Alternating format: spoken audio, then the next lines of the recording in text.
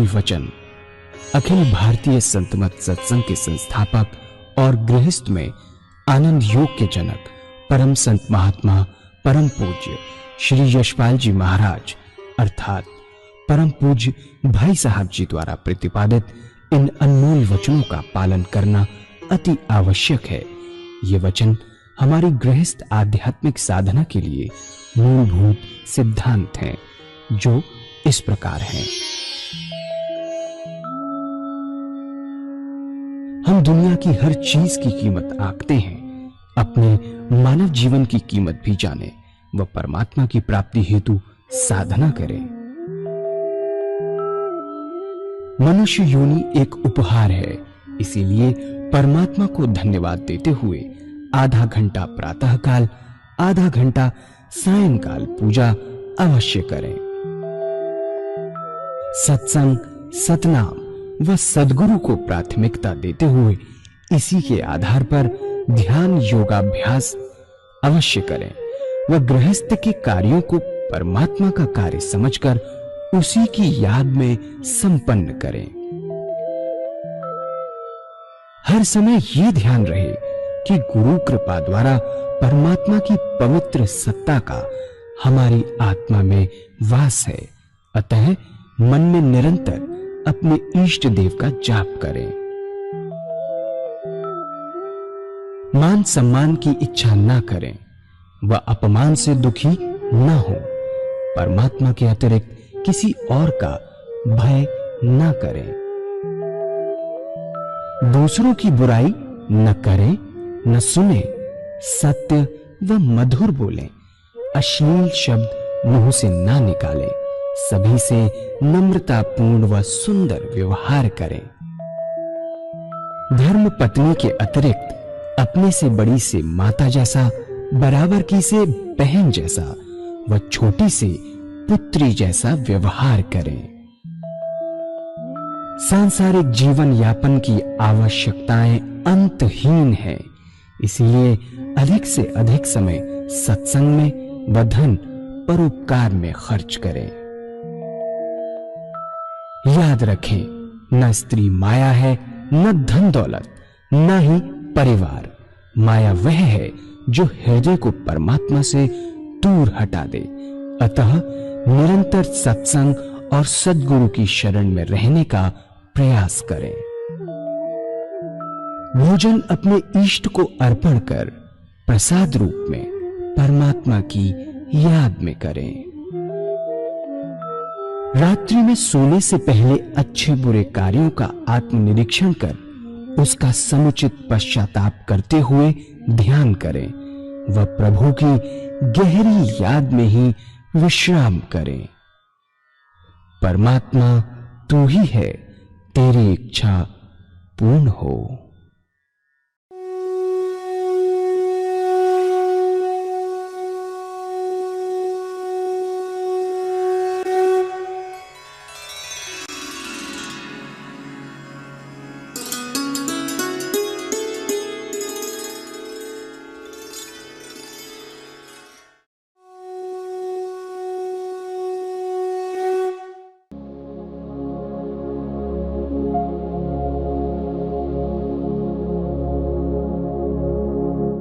जय सद्गुरुदेव जय पद शरणं श्री यशरूप चरणों शरणं। जय सद्गुरुदेव जय पद शरणं श्री यशरूप चरणों शरणं। एक बार पार्वती जी ने महाराज से पूछा, शिव जी से, कि महाराज ये कुंभ का मेला है, 12 साल में एक बार आता है, उसमें लाखों व्यक्ति आते हैं गंगा स्नान करने के लिए। ऐसा कहते हैं कि गंगा जी पाप नष्ट कर देती है। इतने व्यक्ति आते हैं स्नान करने के लिए, तो इनके पाप गंगा जी में रह जाते होंगे। गंगा जी को बहुत कष्ट उठाना पड़ता होगा, बड़ी दिक्कत होती होगी इन पापों को नष्ट करने में। लाखों व्यक्ति सारा बोझ पापों का गंगा जी में छोड़ जाते हैं। गंगा जी के अंदर शिव जी बहुत मुस्कुराए, कहने लगे पार्वती जी ऐसी बात नहीं है, ये लोग जो पापों की गठरी अपने सिर पर लेके आते हैं ऐसी की ऐसे ही वापस ले जाते हैं, फिर खामखा आते हैं, लाखों की भीड़ होती है, स्पेशल ट्रेन चलती हैं, बसें चलती हैं, इतना बड़ा इंतजाम किया जाता है, तो ये सब बेकार है। लगता तो ऐसा ही है पार्वती जी, ये सब दिखावा मात्र है। पार्वती जी बोली कि कैसे हो सकता है? तो शिव जी ने कहा चलिए कुंभ का मेला लगा हुआ है तो देख लेते हैं, अपने आप आंखों से देख लें। शिव जी ने अपने को कोड़ी का स्वरूप बनाया और पार्वती जी को कोड़ेन का स्वरूप दिया। इस तरह कोड़ी कोड़ेन बनकर त्रिवेणी की तरफ चल पड़े और उस रास्ते में जाके बैठे जहां लाखों व्यक्ति यात्री स्नान करने जा रहे थे और आ रहे थे। शिवजी महाराज ने वहां एक नारा लगाना शुरू किया और वो था कि मुझे एक महात्मा का वर मिला है कि कुंभ के मेले में अगर कोई ऐसा गंगा माई का भक्त जिसे गंगा में स्नान करने के बाद सारे पाप नष्ट हो गए हों, यदि वे गंगा जल लाए मेरे पर छिड़क दे तो मेरी काया कंचन हो जाए, मैं स्वस्थ हो जाऊंगा, ऐसा मुझे वरदान है। इतना विश्वास दिलाया कि एक संत की वाणी है, उसकी वाणी कभी झूठी न हुई है ना हो सकती है। अगर आप लोग स्नान करने जा रहे हैं, यदि कोई ऐसा व्यक्ति आए जिसके त्रिवेणी में स्नान करने के बाद सारे पाप नष्ट हो गए हों, जल लेता है, मेरे छींटे लगा दे, सुबह से शाम हो गई, सब लोग देखते रहे, आते रहे, जाते रहे, एक भी गंगा माई का भक्त ना मिला जिसके हिम्मत की हो कि छींटा लगा दे। इस जिसे विश्वास हो कि गंगा माई में स्नान करने के बाद उसके सारे पाप नष्ट हो गए हों। पार्वती ये तमाशा देखते रही, बड़ा विस्मय हुआ कि भगवान ठीक ही कह रहे थे। सायंकाल जब सूरज छिपने लगा, एक किसान आया, उसने गंगा जी में स्नान किया, बोला पाप नाशनी मां हर गंगे का उच्चारण कर, पवित्र होकर बाहर निकला। कुछ लोगों को वह खड़ा देखा, शिव जी की घोषणा उसने सुनी कि अगर कोई ऐसा व्यक्ति, ऐसा गंगा माई का भक्त छींटा लगा दे तो मेरा शरीर स्वस्थ हो जाएगा। वो कहने लगा कि त्रिवेणी में स्नान करने के बाद पाप तो रहता ही नहीं, इसमें तो कोई शुभ ही नहीं, तेरा शब्द झूठा हो सकता है लेकिन त्रिवेणी झूठी नहीं हो सकते। मैं अभी जल लाता हूं, छींटा लगाता हूं, दोबारा गया पूर्ण विश्वास के साथ कि पाप तो रहता ही नहीं, था भी नहीं, है भी नहीं। उसका जीवन इतना सरल और पवित्र था। जल लाया, छींटा लगाया, छींटा लगाते ही पार्वती और शिव जी प्रकट हो गए। तो कहा देखो करोड़ों में एक यही ऐसा है कि जिसे पूर्ण विश्वास है कि गंगा में स्नान करने के बाद पाप तो रहता ही नहीं।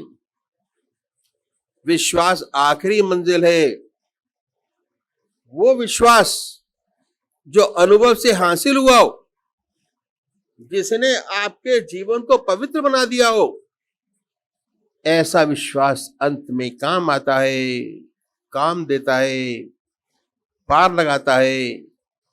प्रेम का चौथा गुण है संतोष। इस सेवक के गुरुदेव कहा करते थे कि संसार बना है सार और असार की मिलौनी से। सार असार की मिलौनी से। इसमें सार भी वस्तु है, असार भी वस्तु है। दोनों से मिलकर संसार बना है। इस संसार में परमात्मा ने जहां आपको जन्म दिया, जिन परिस्थितियों में रखा, उन परिस्थितियों में संतुष्ट रहते हुए उस परमात्मा के नाम को दिल और दांतों से पकड़ो। कहा करते थे, बार बार रिपीट करते थे कि दिल और दांतों से, दिल से ईश्वर की याद को पकड़ो, हृदय से, सच्चे प्रेम से, सच्ची लगन से। दांतों से मतलब है कि जब आदमी हताश हो जाता है, डूबता होता है, तब तिनके का सहारा पकड़ता है।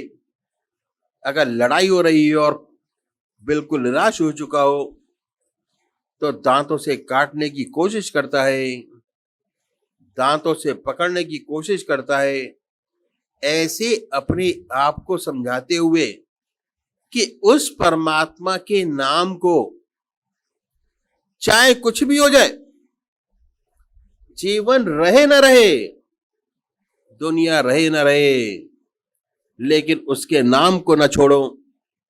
ऐसे दिल और दांत से उस परमात्मा के नाम को पकड़ो। यही सार वस्तु है। इसी से सच्चा आदर्श, क्या जीवन मुक्त अवस्था प्राप्त होगी। जो मनुष्य का सबसे ऊंचा आदर्श है। संतोष का मतलब ये नहीं कि आप काम करना छोड़ दें, बंद कर दें, हाथ पे हाथ रख के बैठ जाए, अपनी उन्नति की कोशिश ना करें, अपना काम ना करें। ये हरगिज नहीं।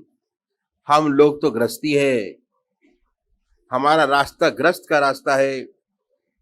इसी दुनिया में रहते हुए, इसी संसार में रहते हुए, संसार का सुंदरता से काम करते हुए, हृदय निरंतर परमात्मा की याद में डूबा रहे, परमात्मा की याद में बर्फ की तरह पिघलता रहे और संसार के सब काम सच्चाई के साथ, लगन के साथ होते रहे,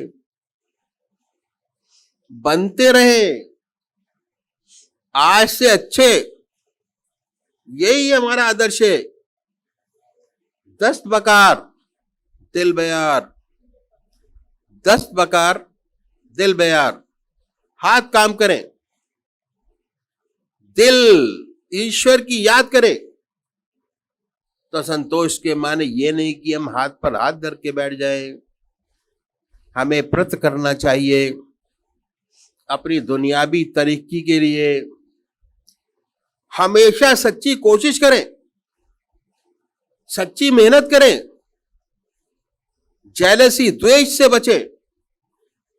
दूसरे को देखकर हमारे दिल में द्वेष पैदा ना हो, बल्कि दूसरे की तरक्की को देखते हुए हमारे अंदर उत्साह पैदा हो कि हम उससे अच्छी मेहनत करें और ऊंची तरक्की प्राप्त करें। जहां द्वेष होता है वह हृदय अपवित्र हो जाता है, उसमें परमात्मा नहीं रहता। यह है प्रेम का चौथा गुण जो मैंने आपके सामने रखा, संतोष। परमात्मा ने जिस हाल में हमें रखा, जिस पोजीशन पे हमें रखा, उसमें खुश रहते हुए उस परमात्मा के नाम को दिल और दांतों से पकड़ो। सुख में भी, दुख में भी। सुख आता है, भगवान को अर्पण हो जाता है कि हे प्रभु आपकी दया कृपा है, आपका दिया है, जैसा चाहे वैसे आप रखें। जिनका ईश्वर में जीवन हो जाता है, उन्हें कभी ऐसी खुशी नहीं होती कि वह फूले ना समाये। खुशी आई, अपने भगवान के, अपने इष्ट देव के अर्पण हो गई, परमपिता परमात्मा आपकी देन है, आप जैसा चाहें वैसे रखें। और दुख आया तो ऐसा भक्त परमात्मा के चरणों को और कस के पकड़ता है। वह जानता है कि इसका निवारण उसी के चरणों में है और कहीं नहीं। परमात्मा की और गहरी याद करता है। शायद सोचता है कि मुझसे कोई गलती हो गई हो, मैं प्रभु से थोड़ा विमुख हो गया हूं। जो कष्ट में पड़ा भगवान को और कस के पकड़ता है। संतों की बड़ी सुंदर वाणी है।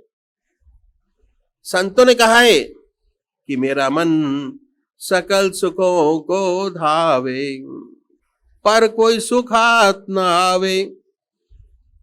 जैसे सेवर की कर सेवा, सुआ बैठ पछतावे। सेवर का वृक्ष होता है, उसमें सेमल का लाल लाल फूल बहुत अच्छा सुंदर आता है। जो सुआ पक्षी है, पक्षी सुआ उस फूल को देखकर मोहित हो जाता है और इस आशा में बैठा रहता है कि इसमें फल जो लगेगा बहुत सुंदर लगेगा, प्यारा और मीठा निकलेगा।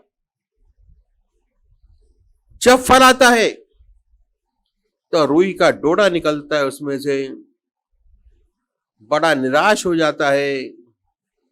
ये दुनिया बड़ी सुंदर प्यारी लगती है, बहुत अच्छी लगती है, लेकिन धीरे धीरे हमें अनुभव होता है, तब ये पता चलता है कि ये तो रुई का डोडा है। हंस अकेला आया है, अकेला ही जाएगा। तो जैसे कर सेवर की सेवा, सुआ बैठ पछतावे। और साचो सुख दुख के भीतर है, इसे कौन समझाए।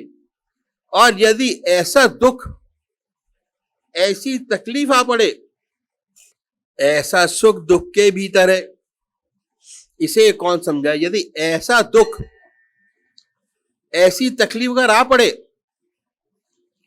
जो हमारे हृदय को परमात्मा से जोड़ दे, हमारा हृदय परमात्मा की गहरी याद में डूब जाए, वह तकलीफ भी मुबारक है। उसने हमें एक स्टेप आगे बढ़ा दिया। तो संत न सुख में सुखी होते हैं, न दुख में दुखी होते हैं। ऐसा सुंदर जीवन बन जाता है। दुख आया और परमात्मा की गहरी याद है, सुख आया भगवान के अर्पण हो गया, दुख आया भगवान के अर्पण हो गया, सुख आया भगवान के अर्पण हो गया, दुख आया और परमात्मा की गहरी याद, सुख आया भगवान के अर्पण हो गया। फिर ये विश्वास हो जाता है कि जब आखिरी समय आएगा तो अवश्य याद बनी होगी। आखिरी समय में अवश्य परमात्मा की याद बनी होगी और कुछ होगा ही नहीं। और जो आखिरी समय याद करते करते अपना शरीर फूल की तरह छोड़ता है, वह मुझे पाता है। सच्ची आशा हो जाती है कि जरूर हमें आदर्श से सच्चा जीवन प्राप्त होगा। एक दिन ऐसा आएगा कि ज्योति से ज्योति एकाकार हो जाएगी। इस सेवा के गुरुदेव कहा करते थे, बहुत सुंदर बात कहते थे, निशाते जिंदगी है, जिंदगी का यो बसर होना। निशाते जिंदगी में जिंदगी से बेखबर होना।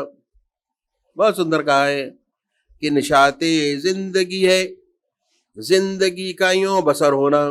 निशाते जिंदगी में जिंदगी से बेखबर होना। यही सच्ची जिंदगी है। क्या दुनिया के सारे वैभव आपके पास मौजूद है, सब कुछ है, लेकिन उसका कोई ज्ञान ही नहीं, उसका मन पर कोई असर नहीं। कैसे? लेकिन उसका कोई ज्ञान ही नहीं दुनिया के सारे वैभवों का, उसका इसको ज्ञान ही नहीं, क्योंकि उसका हृदय तो हमेशा अपने आत्मा के रस को चूसता रहता है, अपने आत्मा के शब्द को सुनता रहता है। जो देवी शब्द हमारे हृदय में हो रहा है उसे सुन रहा है, निरंतर ईश्वर की याद में लगा रहता है, उसी के आनंद में आनंद विभोर है। इन सबका उस पर कोई असर नहीं पड़ता। यही है सच्ची जिंदगी। इसी संसार में है, इसी दुनिया में, सारे वैभवों के बीच, लेकिन हृदय परमात्मा से ऐसा लगा रहे कि इन पर इसका कोई असर ना हो। यही सच्ची जिंदगी है। और ये प्रेम का चौथा गुण संतोष। पांचवा गुण प्रेम का त्याग, इशारों, कुर्बानी। एक दिया जलता है, तेल और बाती ठीक है तो रोशनी अच्छी देगा। एक दिया जलता है, अगर तेल और बाती ठीक है रोशनी अच्छी देगा।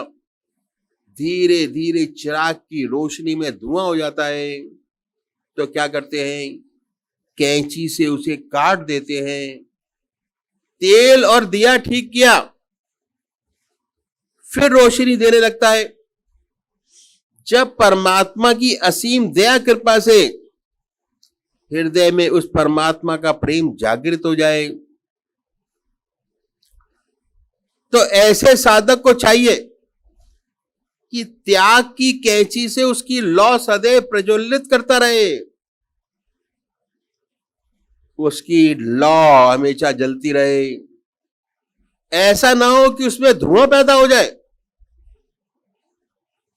त्याग है शरीर का, त्याग है समय का, त्याग है धन का, ये सब त्याग है।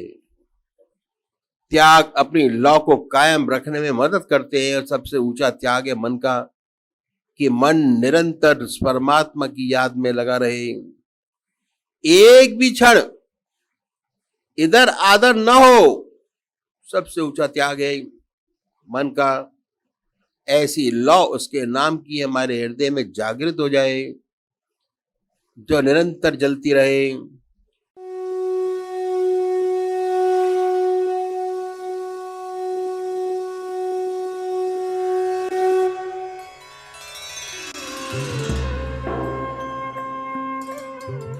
ध्यान योग के कार्यक्रम आनंद योग से निशुल्क जुड़ने के लिए संपर्क करें 9810239677।